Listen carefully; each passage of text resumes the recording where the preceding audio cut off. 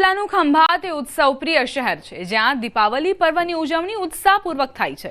ખંભાતીઓ માટે દિવાળીના તહેવારનું મુખ્ય આકર્ષણ એવું છેલ્લા 50 વર્ષથી ચકડોળ ગ્રાઉન્ડ ખાતે યોજાતો દિવાળીનો મેળો છે। આ મેળો આસોવદ 11થી લઈને કાર્તકી પૂનમ સુધી એટલે કે 20 દિવસ માટે યોજાય છે।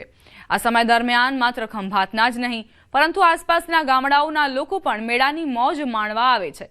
ખાસ કરીને દિવાળીની ઉજવણી કરવા વતનમાં આવતા વતનપ્રેમી ખંભાતીઓ માટે આ મેળો એક વિશેષ આકર્ષણનું કેન્દ્ર બની રહે છે।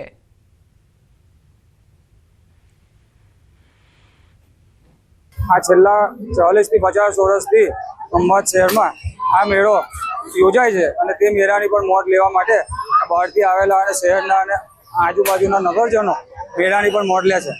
ધંધા અર્થે બહાર ગયેલા હોય, વિદ્યાર્થીઓ બહાર ભણવા ગયેલા હોય, એ લોકો અત્યારે અહીંયા 20 દિવસ સુધી મેળાની મોજ માણી રહ્યા છે અને જે પણ ખંભાતના જે પણ અહીં રહેતા હોય એ લોકોના ઘેર જે પણ ગેસ્ટ આવ્યા હોય ગેસ્ટને પણ લઈને લોકો અહીં 20 દિવસ સુધી આનંદ પ્રમોદ કરે છે।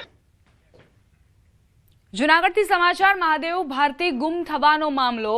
થોડા દિવસ પહેલા મહાકાળી ધામ ખડિયા રોકાયા હતા મહાદેવ ભારતી બાપુ। ન્યૂઝ 18 પહોંચ્યું મહાકાળી ધામ। દિવાળી બાદ મહાકાળી ધામમાં મહાદેવ ભારતી રોકાયા હતા। મહાકાળી ધામમાં શાંત માહોલના કારણે રોકાણ કર્યું હતું। બાદમાં ભારતી આશ્રમના ટ્રસ્ટી મનોજ જોબનપુત્રા અને અન્ય એક વ્યક્તિ તેમને મહાકાળી ધામથી જૂનાગઢ ભારતી આશ્રમ લઈ ગયાનો સ્યુસાઇડ નોટમાં ઉલ્લેખ।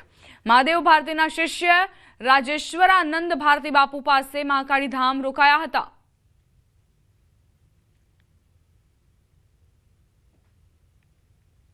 જૂનાગઢના ભારતી આશ્રમના લઘુ મહંત મહામંડલેશ્વર મહાદેવ ભારતી બાપુ ગુમ થયાને 60 કલાકથી વધુ સમય થયો છે।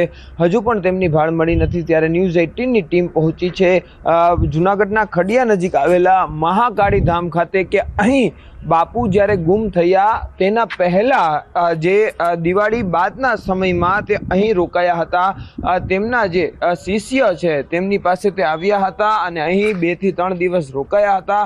અહીંયા તે રોકાયા ત્યારે જ જે ભારતી આશ્રમના ટ્રસ્ટી છે તે લોકો અહીં આવ્યા અને ફરી બાપુને સમજાવી અને આશ્રમે લઈ ગયા હતા। બાપુ ત્યાં ગયા તેને 2 દિવસ થયા અને બાદમાં મોડી રાત્રે એટલે કે શનિવારે મોડી રાત્રે બાપુ છે તે આશ્રમેથી ફરી ગુમ થઈ ગયા હતા। ત્યારે ન્યૂઝ 18ની ટીમ અહીં પહોંચી છે।